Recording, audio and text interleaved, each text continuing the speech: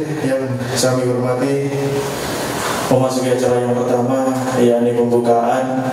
Marilah kita buka acara pada siang hari ini dengan bacaan suratul Fatihah, dengan harapan semoga dilancarkan oleh Allah acara awal hingga akhir ini. Amin. Al-Fatihah.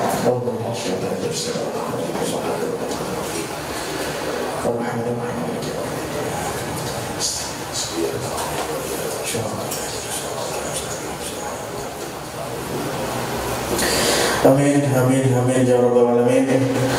Menuju acara yang kedua, yakni salawat Nabi, untuk petugas, yakni saudara Zaki, kepada yang kami persilakan. Salatullah, salamullah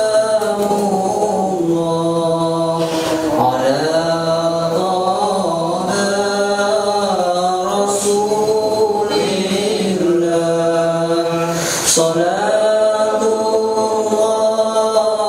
salamullah ala yasin habibillah. Tawassalna bismillah wa bil hadi rasulillah wa kulli mujahidin lillah bi alil badri ya Allah. Salatullah, salamullah ala taha rasulillah. Salatullah, salamullah ala yasin habibillah.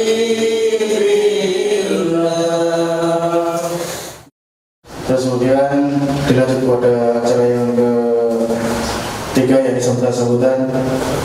Untuk sambutan yang pertama, yakni dari Bapak Haji Salat Wafi selaku manajer bisnis di KMTPD Nusantara.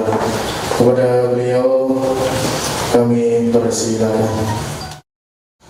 Yang saya hormati semua undangan yang hadir, mohon maaf, biasanya kami mengundang 100 calon anggota atau sebagian anggota yang sudah bergabung setiap ada peresmian. Berhubung adanya pandemi COVID, jadi kita mengikuti protokol kesehatan dari Satgas COVID ya. Jadi jumlahnya tidak boleh lebih dari 15 orang ya. Karena kita harus menjaga protokol kesehatan. Alhamdulillah, walaupun undangan terbatas, insya Allah tidak mengurangi rasa khidmat kita untuk meresmikan kantor kami yang ke-5 dan insya Allah nanti siang yang ke-6 di Blitar. Dan secara nasional ini adalah kantor yang ke-289 yang ini nanti yang di Serengat 290 yang berada di 10 provinsi. Dan alhamdulillah legalitas perubahan nama sudah kami dapatkan dari Kemenkumham pada tanggal 31 Desember 2020, jadi pas akhir tahun kemarin. Dan NIK perubahan NIK yang sudah atas nama Nusantara juga sudah kami raih, kami peroleh di bulan Maret kemarin 2021 ya, jadi sudah legal. NIK-nya sudah atas nama Nusantara. Ini sudah kedua kalinya, karena NIK pertama masih atas nama Sidogiri kita lakukan perubahan ya. Kami cukup kebingungan juga dengan kebijakan atau regulasi yang berubah-berubah di negara kita ini. Jadi dulu kita perubahan undang-undang nomor 12 2012-2017 itu logo koperasi nasional, logo gerakan koperasi dirubah berbentuk bunga-bunga. Kita ubah semua nih logo kita. Ya. Kemudian setelah itu balik lagi ketika undang-undang itu dibatalkan, balik lagi logo koperasi ke gerakan koperasi yang lama. Saya sampaikan memang waktu itu ke Kementerian Koperasi, Pak, tolong diperhatikan perubahan ini, Pak. Kantor kami 285, Pak. Ini 1 million box satu kantor itu, Pak, 3 sampai 5 juta. Jangan tinggal mengkalkulasi berapa biaya yang hilang, bisa gitu kan. Ya. Ini nanti ganti presiden bisa berubah lagi. Ya itu kebingungan kita juga ya, karena ganti-ganti kebijakan ya. Kami sebagai warga negara yang taat ya harus mengikuti kebijakan ulil amri. Para hadirin yang saya hormati, alhamdulillah di koperasi kami ini perkembangan cukup pesat ya, dan dinobatkan sebagai koperasi syariah terbesar nomor 1 se-Indonesia. Ini dari kami kelembagaan tadi beliau mendengar se-Asia. Ini bisa diartikan sedunia akhirat. Ya, jadi kami koperasi syariah terbesar se-Asia nomor 1. Kalau koperasi besar Indonesia dari 100 koperasi besar, alhamdulillah kami masuk ranking yang ketiga. Jadi antara konven dengan syariah, kami yang ketiga. Untuk syariah kami nomor 1. Ya. Dan alhamdulillah kami dari pemerintah cukup banyak support ya. Kami mendapatkan program dana bergulir ya dari LPDB. Ini totalnya 200 miliar, masih 150 yang kita ambil, yang 50 miliar belum kita ambil karena terlalu banyak dana yang masuk ke koperasi kami. Setiap bulan itu koperasi Pintu GT Nusantara ini surplus atau pertumbuhan tabungan dari anggota itu berkisar 40 miliar sampai 90 miliar satu bulan. Ya, pertumbuhan tabungan dari anggota. Ya. Dan alhamdulillah dari program Kementerian Keuangan, kalau LPDB itu program dari Kementerian Koperasi ya, 200 miliar, masih sisa 50 yang belum kita ambil. Dari Kementerian Keuangan program UMI ya, pembiayaan untuk ultra mikro. Jadi kalau di sektor usaha itu biasanya dulu ada mikro, kecil dan menengah. Sekarang ada ultra mikro, lebih kecil lagi. Kalau di BMT kami ada istilah lagi super mikro ya, karena pembiayaan 1 juta ke bawah ya. Kalau ultra mikro ini maksimal 10 juta. Jadi ultra mikro ini pembiayaan maksimal 10 juta, sedangkan yang dari LPDB ini di atas 10 juta. Jadi kalau 10 juta ke bawah kami ambil dari program UMI dari Kementerian Keuangan, kalau yang 10 juta ke atas dari LPDB. Jadi yang UMI ini ultra mikro. Di kami ada masih kecil lagi super mikro, itu yang 1 juta ke bawah. Nah ini yang produk kami yang unggulan ketika kami baru buka kantor. Jadi ada di kami namanya produk UGT MTA, multiguna tanpa guna, bukan multiguna tanpa angsuran. Kami masih belum ada multiguna tanpa angsuran, karena wajib angsuran tentang multiguna tanpa guna ini. Produk unggulan kami terutama yang kantor yang baru berdiri, karena modalnya masih kecil ya, dari modal yang kami investasikan di sini dari anggota pemodal 500 juta itu masih berupa infrastruktur dan sebagainya. Jadi uang cashnya atau aktiva lancarnya tidak sampai 500 juta. Nah ini sebagai modal awal untuk disalurkan kepada anggota yang ada di kantor terdekat ya, jadi yang pasar yang terdekat dengan maksimal plafon 1 juta. Ini tanpa agunan. Karena kami survei ke beberapa pasar ya. Di pasar ini banyak pedagang-pedagang super mikro yang kebutuhan modalnya cuma 200.000, 500.000, paling tinggi 1 juta. Mereka ini akses modalnya ke gerakan rentenir ya, gerakan rentenir dengan bunga yang cukup tinggi yang bisa 10 paling murah sampai 33%, bahkan di Pasuruan itu 1 hari 10%. Ya, Pasuruan itu buka layanan memang ini tidak usah akad ya, jadi hanya kwitansi. Pagi pinjam, sore dikembalikan, itu mengembalikan 1.100.000 ya, berarti 10% 1 hari. Setiap hari seperti itu. Jadi pedagang sayur itu pinjam ke dia, pulang dari pasar langsung setor 1 juta. 100. Ya, jadi karena banyak di pasar yang seperti ini, hati kami ini tergerak ya, bagaimana menyelamatkan mereka. Pertama dari transaksi yang riba karena sistemnya tidak syariah. Yang nomor dua dari sistem yang cukup mencekik ya, dengan bunga yang 30%, paling murah itu 10%. Ya, jadi kami menciptakan produk yang sama dengan mereka tanpa sama-sama tanpa agunan. Cuma mereka itu bedanya cair di kantor di tempat, kalau kami harus ke kantor. Ya, sedangkan sistemnya sama. Kalau mereka ngasuh setiap hari, kami nabung setiap hari. Jadi caranya sama. Jadi mereka itu ngasuh setiap hari ditarik, kalau kami ditarik setiap hari tapi nabung. Sehingga perhitungan dana yang masuk setiap hari dari para anggota ini mendapatkan bagi hasil tabungan. Nah, nanti setelah jatuh tempo sesuai tanggal kontrak didebet oleh sistem di kami. Jadi di kami sistemnya sudah auto debet. Ya. Itu yang pertama kali kami ingin menyelamatkan masyarakat sekitar, terutama yang ada di pasar itu, dari pinjaman yang cukup mahal ini. Ya, itu target kami memang. Jadi misi kami yang utama itu, karena asbabul wurud atau penyebab didirikan koperasi ini itu. Ya, jadi untuk membantu masyarakat yang usahanya super mikro yang modal maksimal 1 juta, yang selama ini hasil modalnya pinjam ke renten. Ya, tapi alhamdulillah belakangan ini sudah ada program pemerintah KUR, sehingga mereka itu sudah bisa pinjam ke KUR, tidak ke renten lagi, tapi masih belum maksimal, sehingga tetap ini menjadi target utama kami. Kemudian beberapa produk yang lain di pembiayaan, totalnya ada 12 produk kami, sedangkan tabungan ada 10 produk. Dan alhamdulillah pada tahun 2015 kami dinobatkan oleh Kementerian Koperasi sebagai koperasi yang paling inovatif. Ya, itu ada 3 kategori: koperasi yang paling inovatif, ya, koperasi yang aset terbesar, dan koperasi yang IT-nya paling canggih. Itu pada tahun 2015 kami dapat penghargaan 3 kategori. Alhamdulillah di kami sudah ada layanan mobile seperti mobile banking di perbankan. Ya, jadi anggota beli pulsa HP, pulsa PLN itu sudah tidak usah keluar dari rumahnya. Cukup nanti pulsa PLN-nya sudah bunyi bip bip bip, langsung dari HP-nya tinggal isi pulsa PLN. Ya, mau telepon putus tidak usah cari motor, langsung dari HP-nya tinggal mengisi pulsa. Yang penting saldonya ada, gitu saja.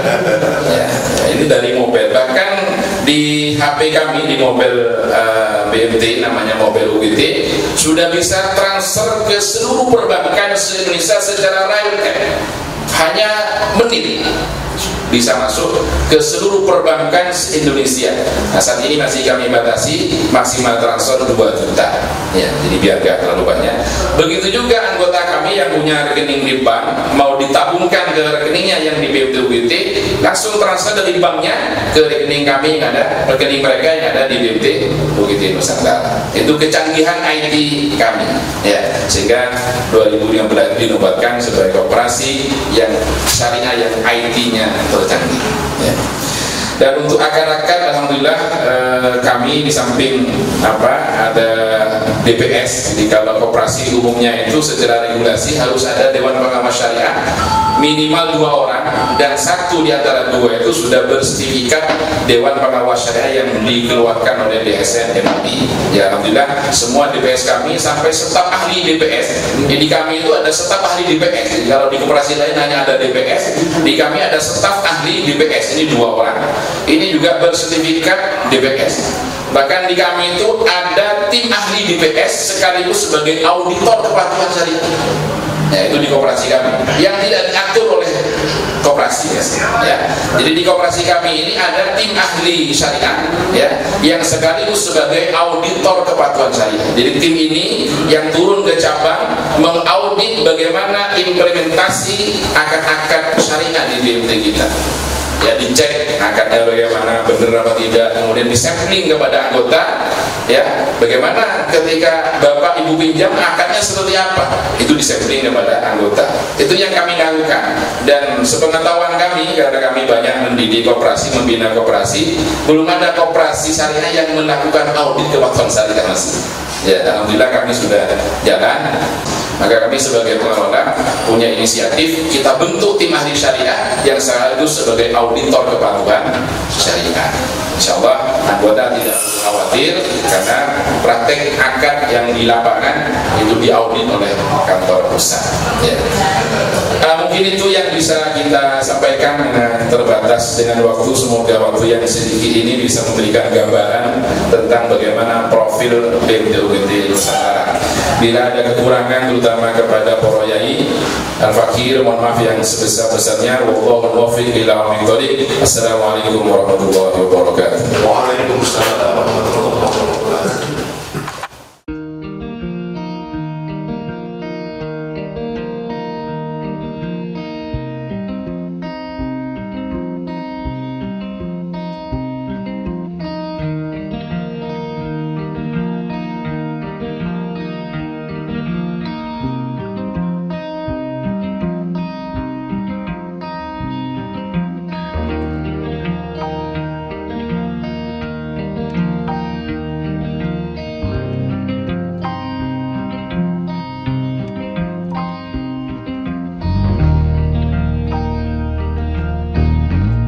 Bahwa memang betul rentenir sampai sekarang kami selalu berhadapan dengan LSM laporan-laporan bahwa banyak orang yang berkedok koperasi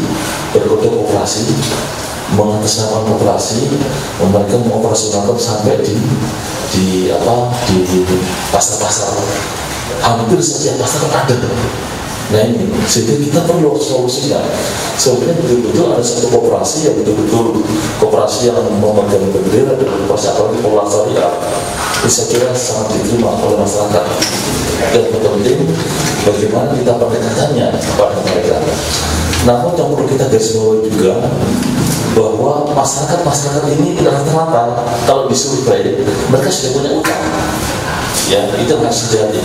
Jangan sampai sudah melempar uangnya kepada masyarakat, ya, sudah melempar uang ke masyarakat, terus kita mereka tidak bisa mengembalikan karena mereka betul-betul sudah terikat sama rentenir, terikat sama koperasi-koperasi konvensional, terikat sama orang yang mengatasnamakan koperasi yang mengandalkan. Nah, ini nanti kami berharap supaya masalah tentang operasional di udin ini perlu diperhatikan. Dan ini potensinya luar biasa, sangat luar biasa. Kita bisa kompeten nanti dalam rangka untuk mereka bisa memilih, terutama kita mengedepankan tadi pola syariah yang kita harus sampaikan kepada mereka. Insya Allah program-program terobosan inovatif tadi, inovasi yang ke masyarakat, bahwa mereka juga di samping kita berikan yang tanpa agunan, kemudian kedua, tapi mereka menabung setiap hari. Itu trik yang sangat bagus karena menguntungkan bagi mereka sendiri, dan setidaknya nanti mereka tidak terasa juga mereka sudah bisa membaca aturannya, juga menguntungkan mereka untuk terikat dengan lembaga ini. Ini saya tadi mendengar penjelasan dari pengurus pusat tadi. Wah, ini suatu hal inovasi luar biasa dan ini belum dilakukan. Nah, entah kalau yang tadi UGT yang lain yang sudah ada di sini, wilayahnya kan masih ada Kesamben, Kalidoran, gitu ya, Sekejayaan ya, masih level itu. Dan ini pasar Bumi ini adalah pasar yang potensial yang setiap berdiri sangat ramai. Nah, untuk itu kami berharap satu, ketaatan pada regulasi juga, terutama identitas profil. Kita harus dengan bangga bisa menampilkan profil kita bahwa saya ini adalah UGT dari Nusantara dan berpola syariah, mengembangkan pola syariah seperti itu. Saya kira insya Allah masyarakat sana akan mendekat kepada kita. Itu yang pertama. Kemudian yang kedua, perkembangan koperasi yang ada di Kabupaten Blitar. Di sini sudah ada 1.004 koperasi. Tapi dalam perkembangan itu yang aktif masih 60%. Apalagi situasi pandemi ini yang sudah berjalan 2 tahun, banyak yang koperasi-koperasi memperhatikan daripada karyawannya, istilahnya banyak koperasi yang agak molek. Kewajiban mereka yang biasa RAT mereka jadi terlambat RAT, bahkan ada juga yang tidak RAT. Padahal rapat anggota tahunan ini adalah sebagai tolak ukur standar yang sekarang regulasi masih menjajah situ. Apapun kesulitan kita, baik kita surplus maupun kita defisit, harus kewajiban NHT itu harus tetap dilaksanakan. Ini yang paling penting. Karena masih standar ukurannya sekarang di Indonesia, di nasional kita masih melaksanakan NHT. Nah, dalam NHT ini perlu kita juga perhatikan karena ini kantor cabang, sistem pengawasannya masih melekat pada bupati.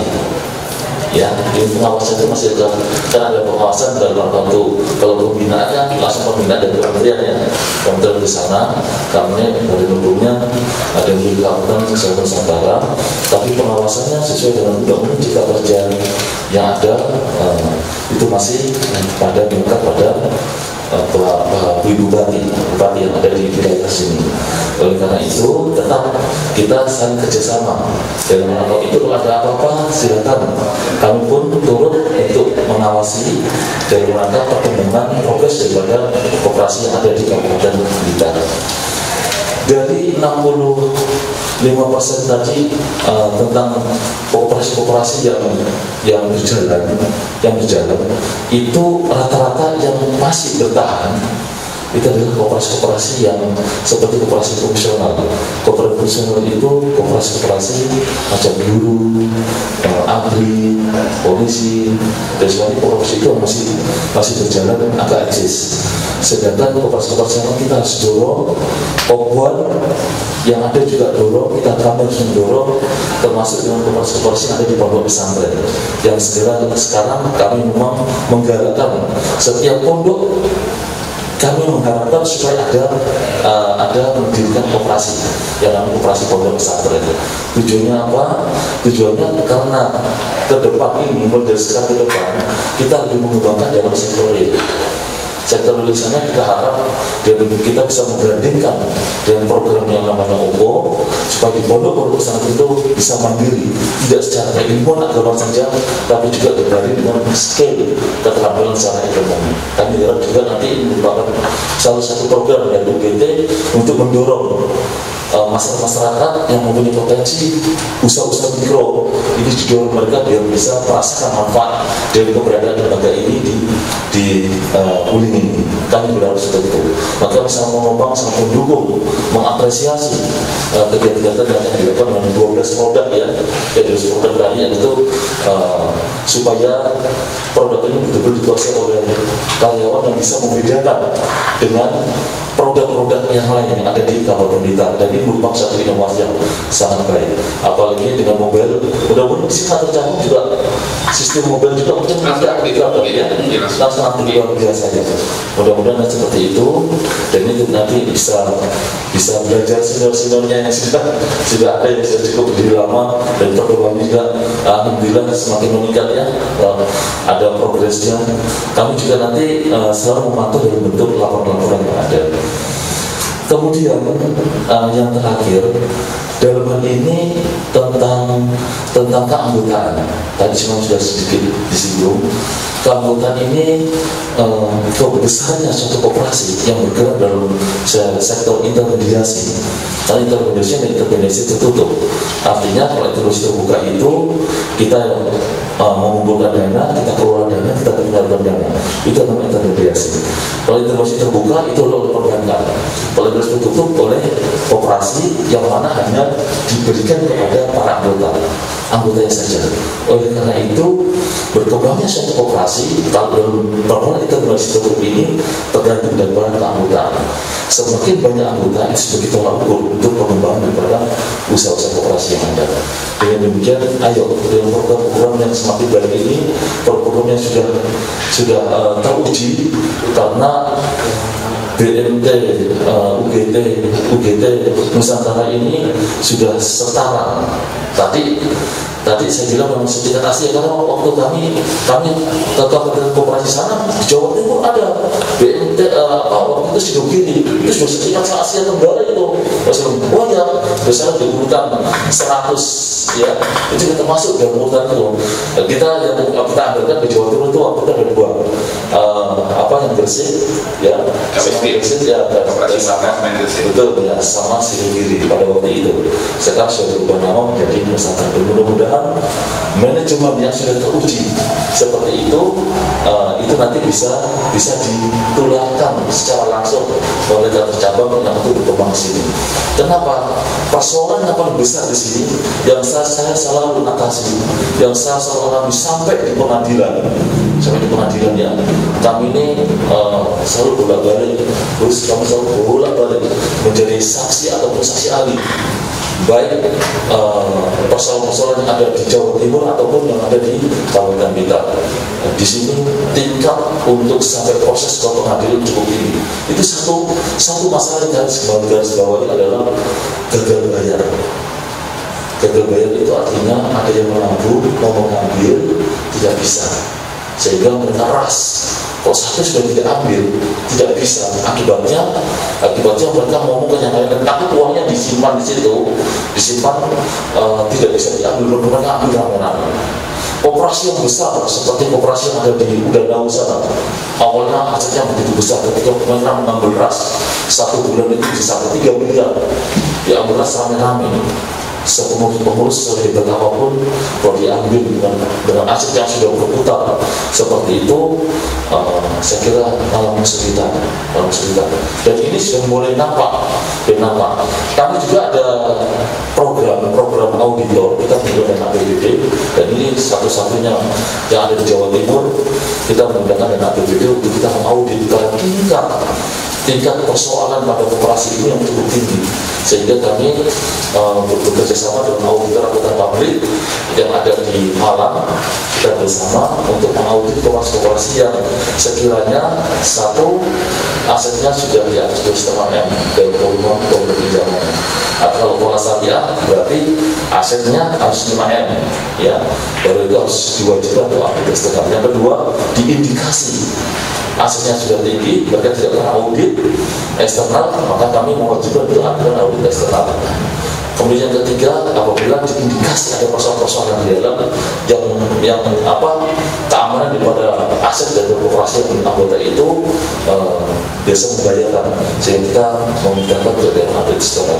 Ini sudah 2 tahun berjalan, dan rencana ke depan kami akan meminta 20 titik untuk jadikan audit eksternal, karena audit eksternal ini satu hal yang cukup menghasilkan yang baik, sehingga dari pengawasan, apalagi kan kondisinya sudah pengawasan yang internal sudah dikeluarkan, padahal itu undang-undangnya baru tapi langsung UGT Nusantara ini sudah bertindak langsung menunjukkan untuk pengawasan secara risiko, kepatuhan kepada aturan-aturan yang ada. Itu luar biasa. Pada kami sendiri di DAS baru mau membentuk tim itu, dan di sini sudah berjalan sangat profesional.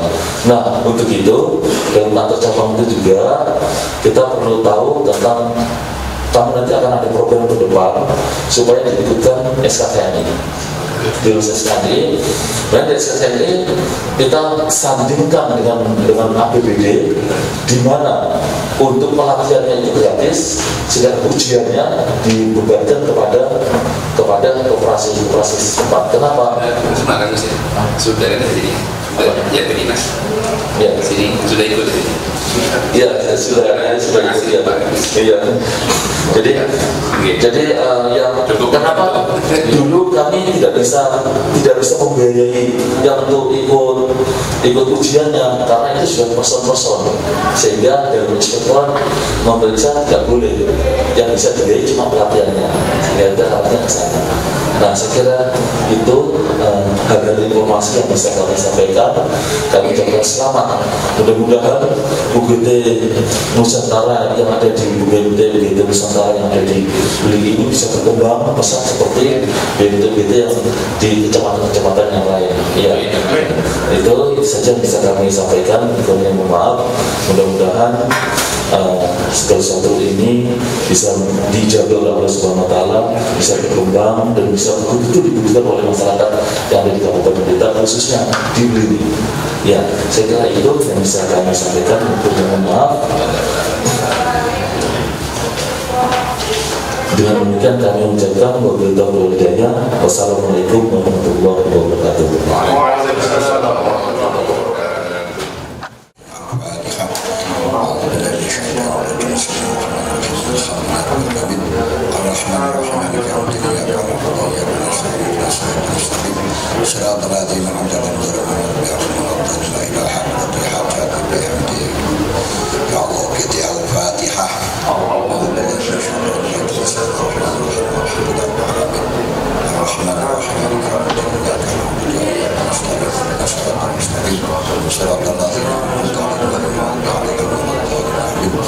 Bismillahirrahmanirrahim. Alhamdulillahirabbil alamin.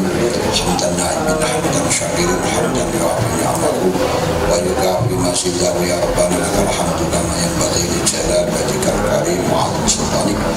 Allahumma shalli wa sallim salatan tunjina biha min jami'il ahwali wal afat wa tabdilana biha jami'il hajat wa tudahhiruna biha min jami'is sayyi'at wa tawallana biha ila derajat wa tuballighuna biha syarqiyat min jami'il khairat hayat ya badan aman. Allahumma ja'alna wa uladana wa man sa'alna bi hadha ya Allah ya Allah Allah min alim ya khairat wa kalam dan muslimin ketika sudah khidmatana wa ya bi ibadika wa yaika wa jibarika wa amalika wa hisbika wa kanabika misyari kuri syaitan masyarakat wa isyana jauh wadain wa hasidin wa sabin wa hayatin wa akrabin wa misyari virus corona antara di akhir nasyadiyah menjabatkan anda akhir nasyadiyah inna rabbi ala surat mustaqim ya Allah ya miyasir yasir ya mutabir tabir ya musahil sahil sahil alaina kula asir jahil basir nadir Muhammad sallallahu alaihi wasallam Allah